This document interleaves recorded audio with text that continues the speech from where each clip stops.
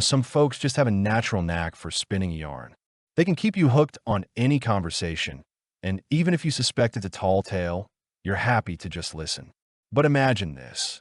What if, in one of these chats, a storyteller, maybe a little loosened by a few drinks, confesses to being tangled up in a crime that stumped the police for years? This brings me to Dwayne Barrentine, a single father doing his best to raise his 6-year-old son. The boy's mother? Well, her story remains a mystery. Back in June 2007, Dwayne and his little guy were living in the suburbs of a small, sun-drenched town called Marianna, Florida, right here in the USA. Dwayne worked full-time, making sure his son had everything he needed, but he always carved out quality time for him on the weekends. His parents pitched in with childcare, and the boy also attended kindergarten. Still, the absence of a mother's touch was palpable, and it weighed on Dwayne. More than once, he'd overheard his son praying before bed, wishing for a mom. It became clear to Dwayne his son needed a mother figure, and he began searching for the right woman, someone who could be a partner to him and a loving mom to his child. One afternoon, while picking up his son from daycare, a new teacher slipped him a note with her phone number. He asked who it belonged to, and she simply said, "Mine."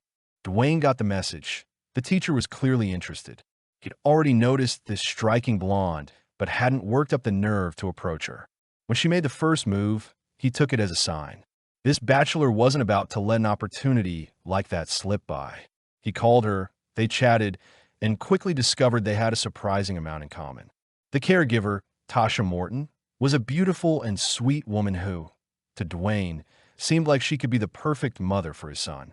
As a single father himself, Dwayne felt Tasha was an ideal match to build a future with. She, too, was a single mom, having recently moved to their town with her own 6-year-old daughter, Lexi. Tasha was 31 at the time. She'd landed a job as a kindergarten teacher and was excelling in her role. As it turned out, the parental hopes and childhood yearnings of these two lonely hearts aligned perfectly. Once Dwayne and Tasha started dating, their children naturally began to connect as well. Being the same age, Tasha's daughter and Dwayne's son hit it off immediately and became fast friends. Lexi even charmingly asked Dwayne if he would be her daddy. How could he refuse such a touching request? Tasha's daughter was from a previous marriage, a topic Tasha was very guarded about. She was quite private and generally didn't share much about her past, but in the early stages of their romance, this didn't hinder the budding couple. In just a couple of weeks, Lexi was calling Dwayne daddy, and he found himself genuinely growing attached to his new love's child. Tasha, in turn, got along wonderfully with his son. So, it wasn't surprising when they soon decided to move in together, blending their lives into one big family in Dwayne's house. Dwayne was absolutely smitten with his new partner. She was stunning, deeply affectionate, and had a way of showing her love through thoughtful little gestures and pleasantries. It truly seemed like these two had found their other half, with a bright future stretching out before them. Dwayne confessed to his old friends and family that he was head over heels. Tasha felt almost too good to be true. Sometimes her perfection was so profound, he could hardly believe his luck. However, not everyone shared his enthusiasm. Dwayne's mother cautioned him, feeling their relationship was moving too quickly and that he'd rushed into living with this woman. In her view, they needed more time to truly get to know each other and test the depth of their feelings. But Dwayne, lost in his happiness, didn't heed his mother's advice. Tasha had even convinced her new boyfriend that she held a bachelor's degree in criminal law. Yet, when it came to her past, she was incredibly reluctant to share details, usually offering only fragmented stories. Tasha explained this by saying past hurts made it difficult to reminisce. So Dwayne, not wanting to upset his lover, didn't press her. As time went on, the more these glimpses into her past emerged, the more inconsistencies Dwayne started to notice. Indeed, some of her claims sounded decidedly odd. For instance, Tasha asserted that her grandfather had been a federal judge. He had supposedly perished in a battery explosion, which meant she was due to receive a substantial inheritance soon. But that inheritance never materialized. This kind of information proved impossible to verify online, despite the fact that such a high-profile incident should have been easily searchable. The longer the couple lived together, the more it seemed to Dwayne that Tasha was concocting stories about her life, almost on the spot. This unsettled the man. He couldn't grasp what kind of person he had entrusted his fate and his son to, so he resolved to uncover her past and began to investigate. His primary concern, naturally, was how this might impact his son, so the responsible father decided a little due diligence was in order. While searching the internet, Dwayne learned that Tasha's first marriage had been to a man named Mitch Camp, but he wasn't her only husband. Gradually, Dwayne discovered that by the age of 31, the kindergarten teacher had been married 5 times, a fact he found rather peculiar. Mitch was, specifically, the father of Tasha's daughter, Lexi. When Dwayne managed to discuss this with his beloved, she dismissed her first marriage to Mitch as more of an accident, a youthful mistake. She claimed she viewed her former spouse as a friend, but harbored no deep romantic feelings for him. No matter how hard Dwayne tried, he couldn't find any trace of Lexi's father, Mitch Camp, to learn more about Tasha from him. It was as if her first spouse had simply vanished into thin air. According to Tasha, she hadn't heard anything about her daughter's biological father for several years and hadn't attempted to contact him, which also struck Dwayne as strange. Gradually, Dwayne managed to track down one of Tasha's other ex-husbands, a man named Keith Jones. They arranged to meet and talk. Keith generally spoke positively of Tasha, but confirmed that she had been reluctant to share details of her past with him as well. In doing so, she'd spun many dubious tales, essentially creating fairy tales about her life. During their conversation, Keith revealed something Dwayne had never heard before, and it hit him like a ton of bricks. Keith admitted that his ex-girlfriend had once told him about her involvement in the murder of one of her ex-husbands. This, of course, sent a shockwave through Dwayne. According to Jones, Tasha had been drinking that night, and her tongue had loosened considerably. As Tasha's story went, one of her exes, she didn't specify who, had allegedly assaulted both her and her daughter. Tasha couldn't let this go. At that time, she was already married to another man, Greg Morton. She confided in him about what had supposedly happened, and her husband, understandably, flew into a rage. But instead of reporting Mitch to the police and seeing him jailed, they apparently decided to take matters into their own hands. Together, they allegedly plotted the murder of the supposed attacker. Tasha supposedly lured him to her new home, a place he was eager to visit, where Greg lay in wait and shot the man several times through the heart. Keith, however, hadn't believed his wife's story at the time, as she seemed to be literally making it up as she went along. He figured it was just another one of her fabrications, especially since it was voiced while she was intoxicated. That's why he never contacted the police. Dwayne, however, had his suspicions, especially since he genuinely couldn't find any contact information for Lexi's biological father, Mitch, to whom Tasha had been married just before Greg. He began to speculate that the man might indeed be dead.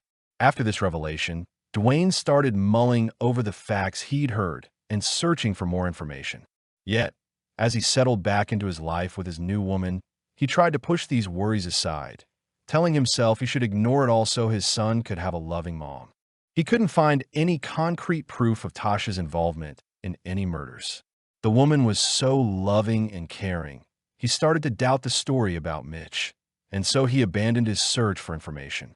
The couple was already in full swing preparing for their wedding, but after a few months, Dwayne discovered that Tasha was cheating on him. A fierce argument erupted, and Dwayne kicked her out of the house. Fueled by resentment, he decided to revisit his personal investigation, diving back into analyzing the past life of his former lover. To do this, he accessed her personal page on MySpace, to which he still had login details. When Dwayne logged into Tasha Morton's account, he noticed several unread messages. People were asking if the account owner was Tasha Fields, the ex-wife of Mitch Camp. They desperately wanted to know his whereabouts. According to Mitch's family, he had been missing for about 4 years, and they had been relentlessly trying to find him all that time. These messages deeply concerned Dwayne. He became seriously invested in the story and continued his investigation. Dwayne meticulously compiled all the information he had gathered. He'd seen Lexi's birth certificate, which bore the last name Camp. Tasha's daughter carried it. This was known to be the last name of one of his ex-lover's former husbands. Tasha had been married to Mitch right before she married Greg. Mitch had been sought by his family for years. And one of the ex-husbands, Keith, had recounted Tasha's confession about a conspiracy with Greg and the murder of an abuser. The ominous picture was becoming clearer and clearer. It seemed not all of Tasha Morton's fantastical stories were mere fiction, but Dwayne felt he had no further recourse. All his avenues for uncovering the truth seemed exhausted. So, the man went to the Mariana Police Department and laid out the entire story for the sheriff. The police officers listened intently to all the information provided and, like Dwayne, became intrigued by the story of Mitch Camp. The officers began their own investigation, requesting Dwayne keep the case confidential so as not to spook Tasha. According to authorities, they actually had an open case regarding a man's murder and even had suspects. This was a first in their many years of police work in the township. A civilian had conducted an independent investigation using social media that yielded leads to potentially solve a cold case. What astonished the detectives most was how accurately Dwayne had pieced together dates and timelines of events. The man, it turned out, had the instincts of a born investigator. Despite this, the detectives had to meticulously retrace Dwayne's steps, verifying all these clues themselves. Therefore, the police first approached Keith Jones, who had initially shared the story of Tasha's alleged conspiracy. He recounted the story exactly as Dwayne had related, and it was all officially recorded. They also contacted the family of the missing man, Mitch Camp, who lived 1,000 kilometers away in Boone County, Missouri. From them, they obtained crucial information, learning the circumstances and time frame of the probable victim's disappearance. Mitch's relatives confirmed they had always suspected Tasha was involved in the man's disappearance. Officers interviewed his brother and mother, who harbored a deep dislike for the former kindergarten teacher, though, according to them, it wasn't always so. When she first crossed the threshold of their home in 2001, she had seemed incredibly sweet and friendly to everyone. The Camps got along well with the young beauty, and they began seeing each other often, spending time together as a family. At this point, Tasha was 26 years old, and Mitch was almost 11 years her senior. Even back then, some people harbored doubts about the sincerity of her feelings. After all, the girl was significantly younger and very attractive. She could have easily found a more suitable match, and it was unclear why she chose Mitch, though relatives later believed they understood her motives. At first, the couple's relationship seemed perfect, but the girl quickly began to assert a dominant role. She controlled her boyfriend and imposed her interests at every turn, completely disregarding his wishes and those of his family. But Mitch was a soft-spoken, kind man and tolerated all her antics. He was, in essence, the perfect target for her manipulation. Despite this, their romance continued. In 2002, the couple had a daughter, after which they officially tied the knot. Unfortunately, this union was not destined for longevity or happiness. Financial problems began to mount, and their relationship started to resemble a roller coaster, with dramatic ups and downs. All their relatives noticed the pattern. One moment they were deeply in love and living peacefully, the next they seemed to genuinely despise each other. This volatile situation couldn't last. After just 8 months, the marriage crumbled. Tasha left home, taking her daughter with her. However, the striking blonde had no intention of remaining a single mother for long. Even before the divorce was finalized, she met Greg Morton, began dating him, and then moved in with him, daughter in tow. Just 6 months after they met, Tasha and Greg Morton were married. All of this greatly displeased Mitch Camp, who still loved his ex-wife and desperately wanted her back, but Tasha refused his advances. So, Mitch decided to pursue shared custody of their daughter and filed a petition in court. The man formally notified his ex-wife of his intentions, which made her furious. Mitch even threatened to seek full custody of his daughter.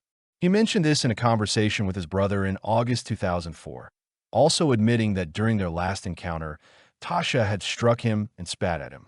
Just 2 weeks later, Mitch Camp disappeared forever. His brother tried to contact Tasha to ask about Mitch. He knew the couple had a serious conflict over the custody battle and assumed she might know his whereabouts. However, the woman denied any knowledge of his location and subsequently began ignoring all calls and messages from the missing man's family. Meanwhile, she was reportedly paying her bills using funds from Mitch's bank card, which further angered his family. The missing person could not be traced, so Mitch's family had no choice but to contact the Boone County Sheriff's Department. Unfortunately, the search for the missing man yielded no results. The man had literally vanished without a trace. The investigation hit a dead end, and the case file ended up gathering dust in the archives, essentially forgotten. Investigators were unable to find any information or confirmation that Tasha and Greg were involved in Mitch's disappearance, much less his murder. It had been about 4 years when, in 2008, a Missouri detective finally caught a significant break. It was during this period that Dwayne shared his story with members of his city's police department. However, apart from the words of witness Keith Jones, the detectives had little to go on. At that point, the police believed that Mitch was no longer alive. There had been no activity on his bank accounts, phone number, or social security number for 4 long years. The police had no body, no murder weapon, and even the crime scene was now impossible to pinpoint. Ideally, they needed a confession. They needed to speak with the likely perpetrator of what had happened. So, investigators set out to find Tasha, who at the time was going by the last name Fields. When police tracked her down, she was in Dickinson, Texas, and they invited her in for questioning. When the woman first arrived at the police station, she stated her willingness to cooperate with law enforcement. Tasha was not informed that her story about the murder, as told to Jones, was known to investigators. According to the former caregiver, she wasn't surprised that Mitch Camp was missing because he supposedly had a bad temper and someone might have sought revenge against him. When asked about her second husband, Greg Morton, she said that she had been divorced from him for a long time, had had little contact, and knew nothing about his current situation. Tasha also vehemently denied having anything to do with the disappearance of her first husband. But the investigators felt they were on the right track and didn't believe her. They continued to press the woman, hoping to elicit a confession. Detectives decided to delve deeper into the character of the likely killer, Greg Morton. From her initial words, Tasha tried to paint Greg Morton as an ordinary, unremarkable man. But the more questions the detectives asked, the more sinister Greg became in her descriptions. It seemed he was someone to be genuinely feared.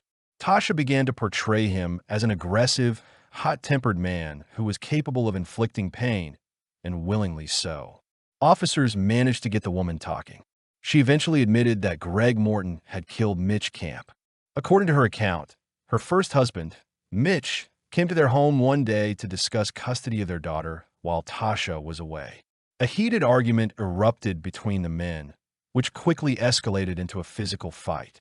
That's when her new spouse, Greg, allegedly pulled out a gun and shot her ex-husband several times in the chest. This, she claimed, happened in August 2004. She said she knew there could be animosity between the two men, as Greg was extremely jealous and suspected his wife of having an affair with her ex-husband. According to Tasha, she had even envisioned such an outcome, but had hoped it wouldn't actually happen. Fortunately, she and her daughter were not at home at the time of the crime. She swore to the police that she was not involved in the murder. She insisted she did not coax Greg or turn him against her ex. According to her, she found out about everything when Greg confessed to her. He supposedly described in detail how he shot her ex-husband and where, and how he hid the body. Tasha then shared information about where to look for Mitch's body. The remains of the missing man were supposedly to be found on the killer's old farm, but the exact location she claimed she didn't know. It was a huge plot of land, about 15 acres, which had been sold 6 months after the crime. The old house had been demolished, and a new one built elsewhere on the property. It was impossible to reconstruct the original crime scene, and this significantly complicated the search for the body. Despite Tasha swearing she wasn't involved, the detectives harbored doubts, particularly because of Keith Jones's story, in which Tasha was clearly present at the crime scene and had even lured her ex-husband to where the killer was waiting. This discrepancy needed to be thoroughly investigated, but all of this was impossible without a body. Nevertheless, Tasha actively cooperated with law enforcement officials. She even agreed to travel with detectives from Florida all the way to Missouri, where a search party was assembled to find the body of the missing man on the farm property. Once there, she appeared very confused, as the environment had changed drastically in the intervening years. Everything had been rearranged. Another family now lived on the farm, completely unaware that a human body might be hidden somewhere on their land. At one point, while walking around the property, Tasha focused on the spot where her ex-husband Greg's old house used to stand. Those structures had long since been torn down, but she pointed to the spot with considerable confidence. However, police officers using specialized ground-penetrating equipment couldn't find anything there. This led them to suspect the witness might be lying. According to the detectives, Tasha must have known the exact location of her ex-spouse's body. The search for the body on the farm continued. The searchers undertook a great deal of labor-intensive work, but still couldn't find anything. After this setback, the suspect was re-interviewed following 5 weeks of arduous searching. The officers increased the pressure on her. And no wonder, because by that point, they had already excavated a huge area but hadn't found a single lead. It was after this that Tasha suddenly remembered that a large hole had been dug on the farm, but Greg had buried something in it shortly after he told her about the murder. Tasha was even able to indicate this hole on a map and suggested it was exactly what they were looking for. The police used this new information and focused their efforts on this specific location. After only half an hour of digging, the searchers unearthed human remains wrapped in a tarp. The body was immediately transported for a forensic medical examination, where it was confirmed that the remains belonged to the missing Mitch Camp. Forensic experts also confirmed he was murdered. They found 6 bullets lodged in his chest, which would have caused instant death. Camp had literally been shot at point-blank range, leaving him no chance of survival. 3 weeks after the discovery of the missing man's remains, police arrested Greg Morton in St. Louis and charged him with first-degree murder. Investigators were confident that he would then implicate his ex-wife, Tasha, whom they believed was also behind the crime. However, Greg remained silent. Law enforcement officials thought that incarceration would make him talk, but their plan didn't work. Even after serving several months behind bars, Greg remained tight-lipped. The man did not testify against his ex-wife. Despite this, detectives decided to arrest Tasha because they feared she might flee. Even though the investigation lacked hard physical evidence directly linking her, relying primarily on witness statements, she was apprehended and charged with first-degree murder. The 32-year-old woman was taken into custody in the city, literally pulled off her motorcycle. Afterward, the defendant voiced yet another version of how Mitch Camp might have died. She now claimed that she had indeed brought her ex-spouse to the farm, but she hadn't intended to lure him into a trap because she was unaware of any such plan. Tasha said that on that fateful day, she was going to give her ex-spouse pictures of their daughter, which had been taken in her kindergarten, and she also wanted to talk to him. She didn't rule out the possibility that she was hoping for intimacy with her ex-spouse, as she claimed they still had a close relationship. However, according to this new version, her husband Greg caught them together. He supposedly emerged with a gun drawn and pointed it at Camp. Before Tasha could even react, her current husband fired 6 bullets into Mitch's chest. In her opinion, he did so out of jealousy after discovering their supposed liaison. After the smoke from the shooting cleared, Greg allegedly pinned his spouse against the wall and told her that she had provoked him. And thus, she was responsible for Mitch's death. The woman claimed she wanted to call emergency services, but Mitch was beyond help. Her husband silenced her and then disposed of the body by burying it in a large hole. But police officers doubted her story. Mitch's relatives vehemently asserted that Tasha was on terrible terms with her first spouse over the custody dispute. Secret love affairs, they said, were out of the question. Tasha, they insisted, literally hated Mitch and had turned Greg against him. The second husband ended up killing the first. It was also astounding that after these bloody events, Greg and Tasha lived together for about 1.5 years before they divorced. The police officers couldn't understand how she could continue to live peacefully with a man who had killed the father of her child. However, the suspect cited fear as her reason.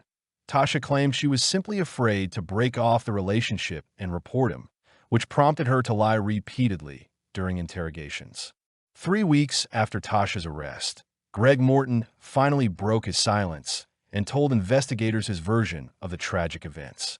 He immediately admitted that he had shot Mitch, but he claimed that his ex-wife had manipulated him, turned him against her first husband by telling him about an alleged rape, and he had wanted retribution.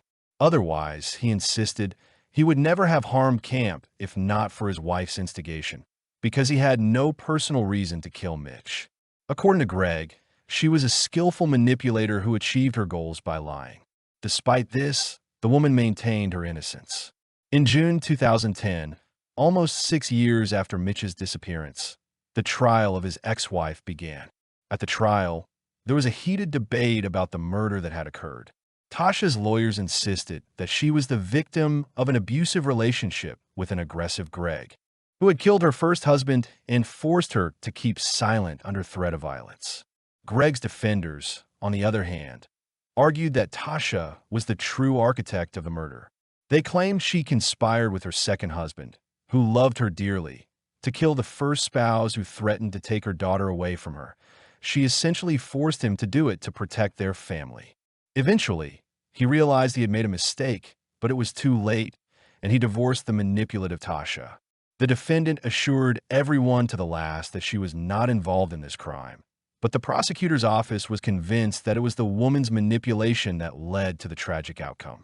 The key evidence became the confession of Greg, the perpetrator of the murder, who agreed to a plea bargain with the prosecution in exchange for a reduced charge of second-degree murder. He testified against his ex-wife, resulting in a 19-year prison sentence for himself. The prosecution believed that Tasha told her husband about the alleged rape, after which he became enraged and was ready to tear Mitch to pieces, but Tasha denied at trial that she ever told Greg about it. According to Greg, his spouse herself put the gun in his hand and directed him after Mitch. She persuaded her second husband to shoot him as soon as she brought Mitch onto the farm property. The man complied. After several shots, Camp was still showing signs of life. Then Tasha allegedly ordered him to shoot again. Greg obeyed once more. He then used agricultural equipment to bury the body. Greg apologized to the victim's family for what he had done and expressed regret that he had listened to his wife at the time. However, Tasha's defense case was built on the premise that the possibility of a reduced sentence prompted Greg Morton to concoct his own false version of events and incriminate his ex-wife. The defense lawyers tried to prove that the perpetrator succumbed to jealousy, and this is what made him shoot the innocent victim, Mitch. A neighbor of the couple, who lived near their farm at the time of the crime, testified at the trial. According to this man, Greg was very bossy. He had complete control over his wife, accustoming her to fulfill any of his demands unconditionally and quickly. It was obvious, the neighbor stated, that Tasha was very afraid of her husband. According to him, she could not have manipulated Greg in any way. She was afraid to even say an unwanted word to him. After that, another ex-husband of the accused, who was the main witness for the prosecution, Keith Jones, was invited to the courtroom. The man repeated the story told to him by his drunken ex-spouse during their married life. He confirmed what he had said earlier, that it was his ex-wife who lured Camp to the farm for the purpose of murder. But Tasha denied that they'd ever had such a conversation. In her opinion, Keith had heard it not from her, but from Greg himself, because the men were supposedly friends. That's why, she claimed, Keith wanted to justify his friend by framing her. In addition to the testimony, the jury had over 8 hours of police interviews to review. Tasha's lawyer was confident that his client would be acquitted. The jury understood that she had cooperated with the investigation from the beginning, participated in the search, and without her, Mitch's body would likely never have been found. In defense counsel's opinion, if she had actually been involved in her ex-spouse's death, she would not have given the police this crucial lead, and Mitch's body would have remained undiscovered. However, Tasha may well have had a motive because the ex-husband wanted to get custody of his daughter. All his relatives said so. But the woman claimed that her first spouse saw Lexi regularly, and they had no custody dispute. There's another point of contention in this situation. If the jury found the woman guilty, she faced a conviction for first-degree murder, while the man who directly shot the victim could get a lesser sentence for second-degree murder. Such a skewed sentence would hardly be called justice. It was up to the jury to resolve this difficult dilemma. After 8 hours of deliberation, the jury returned to the courtroom. They found Tasha guilty of first-degree murder. It was decided that the web of lies she had concocted had been woven intentionally. The jury explained their decision by stating that Tasha's story had changed multiple times, while Greg's story had remained consistent. They came to the conclusion that Tasha had lied and manipulated her second husband into killing the first. This came as a real shock to Tasha. She couldn't even say anything in response to the verdict. She was sentenced to life in prison without the possibility of parole. Tasha Fields tried to appeal her sentence, but to no avail. Mitch Camp's family celebrated the verdict. Finally, justice had been served. But against this backdrop, everyone seemed to completely forget about Lexi, who was now effectively deprived of both her biological parents. Mitch Camp's brother has become the girl's guardian, and he is also being assisted by other family members. Greg Morton is still in prison and will be eligible for parole in 2024, the year he turns 56.